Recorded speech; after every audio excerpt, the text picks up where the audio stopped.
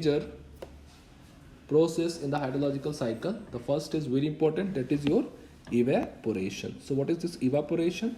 Evaporation is the process of transfer of water from the surface of earth to the atmosphere. So it is nothing but the process of transfer of the water from the surface of earth to the atmosphere. Okay, now the liquid state is transferred to the gaseous or vapor state. Okay, so earlier the water, whatever be the quantity of water that is available in your liquid state, under the action of solar radiation, that liquid state gets converted into your vapor state or gaseous state. Okay, so this transfer of water from one form to another is known as your evaporation. Okay, now this transfer occur when the molecule attain the sufficient kinetic energy. Okay, earlier the molecule will be in your stable state, but as soon as you give energy to the water molecule in the form of solar radiation or heat radiation, certainly the molecules get excited, and under the excitation it will lead to increase in kinetic energy, and that increase in kinetic energy will allow them to leave their state and attain a higher energy state, and that's why they convert their state from the liquid state into the gaseous or vapor state. Okay, now here I have listed some of the few important factors affecting the evaporation. What are those factors? The first is your temperature. That is very obvious. Higher the temperature, higher will be your evaporation.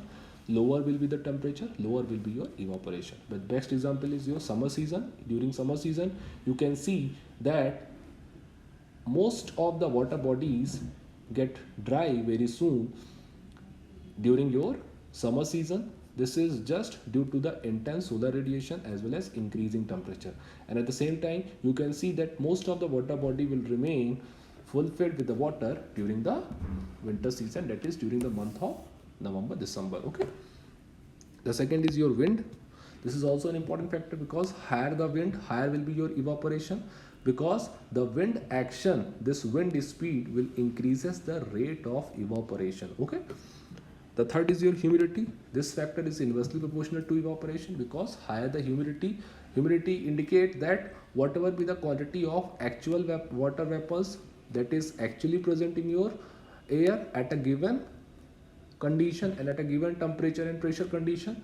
Okay, so whatever be the extra amount that you are getting due to the process of evaporation, that is adding to your humidity. So if already the humidity is large, that means already the water vapors, a large quantity of water vapors is already present in our atmosphere, then this evaporation rate will certainly reduce. Okay, because the atmosphere is not in a position to carry the more amount of vapors. Okay, the next is your solar radiation. This is also more or less similar to your increasing temperature, because intense the solar radiation, the more will be your rate of evaporation. Okay, so this is a brief about your evaporation. Okay,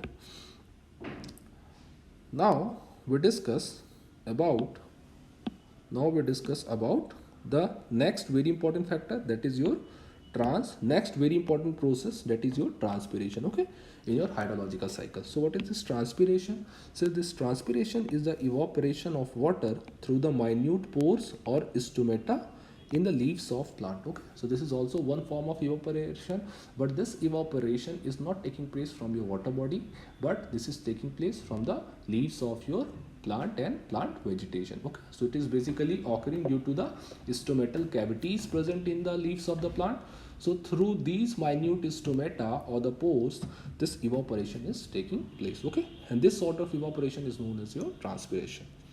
Now for the practical purpose, this transpiration and evaporation from all the water, soil, snow, ice, vegetation and other surface are lumped together. Lumped together means sum up together, and are called as evapotranspiration. This term is also very important. So we have effectively combined whatever be the sort of evaporation that is taking place from your water body and whatever be the sort of transpiration, which is another form of evaporation taking place from the leaves of your vegetation. We will add up these two terms and combinedly call it to be evapotranspiration. So the evapotranspiration stands for evaporation plus transpiration. Okay, now the next thing I have written, that this transition process from the vapor state to the liquid state The transition process from the vapor state to the liquid state is called as your condensation. Very important. The evaporation is also the transition state, and in evaporation your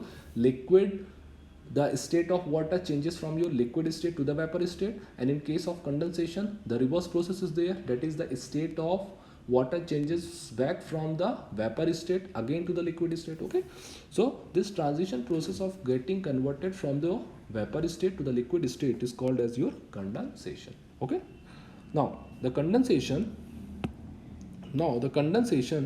takes place as soon as the air contains more water vapor and that it can receive from a free water surface to the evaporation at the prevailing temperature. Okay, so when this condensation takes place, the condensation takes place as soon as the air contains more water vapor that it can receive from a free water surface through the evaporation at a prevailing temperature. Okay, so this condition arises because each and every atmosphere has the certain capacity to hold a certain amount of water vapor. Okay, so whenever this water vapor holding capacity of the atmosphere exceeded a predetermined limit at a particular prevailing temperature and pressure condition, then this tendency of the atmosphere not to hold the extra amount of water vapor result in the process of your condensation, and the condensation is nothing but the converting form of your vapor phase again back to your liquid state. Okay,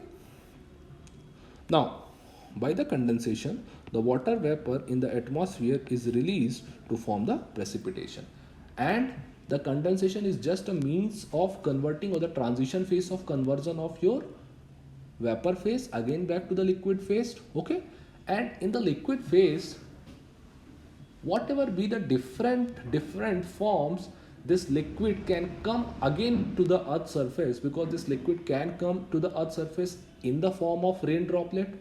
It can also come back to the earth surface in the form of snow. It can also come back to the earth surface in the form of glaze or sleet or in the drizzle form. So depending on the formation of the precipitation and depending on the form in which this condensation result can come to your earth surface, this is known as your precipitation. Okay, so this precipitation is nothing but the actual coming of this converted state of your gaseous state of water to the liquid state, and this precipitation set to be completed when this converted state again touches back to your ground surface. Okay, so this is about the precipitation. Okay, so in the brief we have discussed about the evaporation, then transpiration, then condensation, then precipitation. Now we discuss about what is this runoff and different types of runoff. Okay, so the precipitation that falls to the earth is distributed in the four main ways. Okay, so whatever, suppose this is my ground surface and this is my precipitation which is coming from the atmosphere, then this precipitation can be converted to the four major form. Okay, the first is some is returned to the atmosphere by the evaporation. Okay, so some might be again returned back to your atmosphere in the form of evaporation. This is one of the form in which this precipitation can be converted. The second is some is intercepted by the vegetation and then evaporated from the surface of the leaves. Suppose this is my trees and trees have different leaves, so this falling precipitation can get stuck or can be collected over the leaves of these plants, and with the passage of time this collected water then again goes back to your atmosphere by a process called evaporation. Okay, so this is known as your interception. So interception is nothing but the whatever be the amount of precipitation that is intercepted or that is taken by the leaves of the vegetation, this amount of precipitation then again goes back to your atmosphere by the process of evaporation. Okay, then the third way is that some percolate into the soil by infiltration. This is very important, that this falling water will go deep into your soil with the help of cavities due to the pore formation, and so this groundwater will find a path to go deep into the ground, and this process of going into the ground and ultimately at some depth, here it will be your groundwater table, and it will ultimately join your groundwater table, and this process of joining of groundwater table or moving from the downward movement of the falling precipitation from the soil surface is known as your infiltration. This is very important, infiltration. Okay.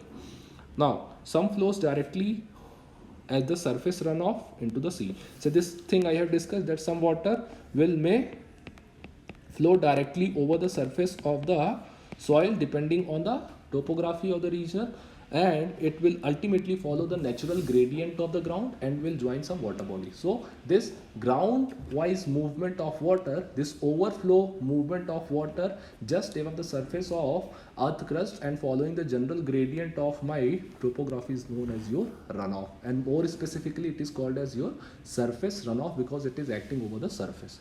And to some portion of the surface runoff, whatever be the amount of water that is percolating, that portion of water which will not ultimately, after joining the groundwater table, will then again follow the path depending on the gradient, and this again longitudinal movement of water, but this longitudinal movement of the water is taking place below the surface of earth, or this is underground flow of the water, and this underground flow of the water and following the general topography and ultimately joining a certain bigger stream is known as your underground flow or the subsurface flow. Okay, so this runoff can be classified into two categories. The first is direct surface runoff, which is taking place over the surface, and second is your underground or subsurface runoff, which takes place under the ground surface and ultimately join the water stream. Okay, so this is all about, we have discussed about the different process in the hydrological cycle and its importance. Okay, that's all.